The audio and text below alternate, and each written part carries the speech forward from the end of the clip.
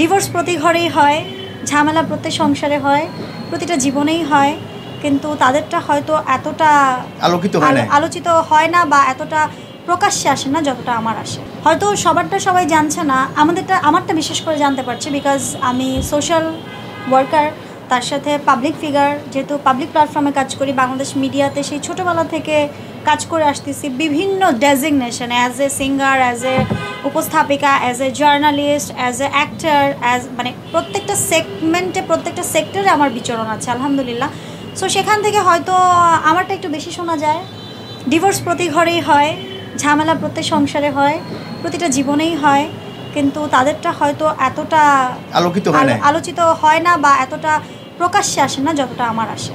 মানুষ হচ্ছে পরিবর্তনশীল, আর মানুষের পরিবর্তনশীলতার পাশাপাশি আমার লাইফটা মনে হয় একটু বেশি অ্যাডভেঞ্চার, বিকজ আমার এই ইন্ডাস্ট্রিতে যারা আছে তারা প্রত্যেকেই দেখেছে আমার উত্থান, আমার পতন, এবং আমি যখনই হোঁচট খাই তখন ঘুরে দাঁড়াবার জন্য কোন পথে আমাকে হাঁটতে হবে সেই পথটা আমি নিজেই বের করি, আবার সেই পথে আমি নিজেই হাঁটি, অথবা আমার গাড়ির ড্রাইভিং সিটে সেই চালকটা আমি নিজেই হই, কারণ হোঁচটটা তো আমিই খাই না, অন্য কেউ তো আর খায় না। সো এই তো জীবন মানে তো পরিবর্তনশীল, এটা হবেই।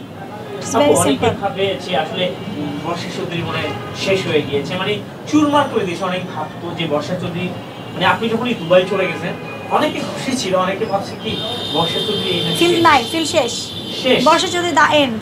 অনেকে খুশিও হয়েছিলেন যে প্রমোটার বর্ষা চৌধুরী বাংলাদেশে আর নাই, এই স্থানটা আমরা দখল করব। আসলে শোনো, রিজিকের মালিক হচ্ছে আল্লাহ। আমার জন্য যতটুকু নির্ধারিত রিজিক আছে সেই রিজিকটাই আমার জন্য আসবে, এটা আমি বিলিভ করি। অ্যান্ড আমি হচ্ছে স্বচ্ছ পানির মতো, লাইক আমি যেদিকেই হাঁটি, যেদিকেই চলি, যেভাবেই চলি, এটা তোমরা সবাই দেখো। আমার গণমাধ্যম কর্মী যারা, আমার ছোট ভাই আছে, বন্ধু আছে, বড় ভাই আছে, প্রত্যেকেই দেখে, এবং সোশ্যাল মিডিয়াতে তো সব অ্যাক্টিভিটিসই আমার থাকে, আমার কাজ থেকে শুরু করে ইভেন দো আমি কখন কোথায় মুভ করছি সমস্ত কিছুই থাকে, লুকোচুরি বলতে কিছু নাই।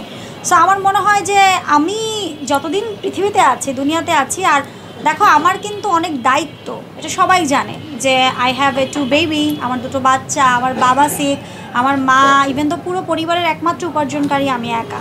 সো সেখান থেকে ওই দায়িত্ববোধটা যখন কাঁধে, প্রত্যেকটা পুরুষরাও তোমরা ভালো বলতে পারবা যে সংসারের দায়িত্ব যখন তোমাদের কাঁধে থাকে তখন তোমরা দুনিয়া ভুলে যাও।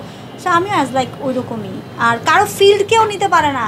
আর বর্ষার জায়গায় অন্য কোনো বর্ষা নামে আসতে পারবে, কিন্তু বিউটি অফ ব্রেন দিয়ে হয়তো আসতে পারবে না। আপু বলতে আসলে কষ্ট হয়, অনেকে ভাবছে বর্ষা চৌধুরী বাংলাদেশ থেকে ভয়ে পালিয়েছিল, দুবাই গিয়েছিল, এই বিষয়ে একটু ক্লিয়ার করবেন। কেন ভয়? কিসের ভয়? কেউ কি আমারে খায় ফেলবে, গিলে ফেলবে? আমি তো কারোর ভয় পাই না, আমি আল্লাহ ছাড়া কাউকে ভয় পাই না। I don't give a shit or any person, sorry, আল্লাহ ছাড়া আমি কাউকে ভয় পাই না।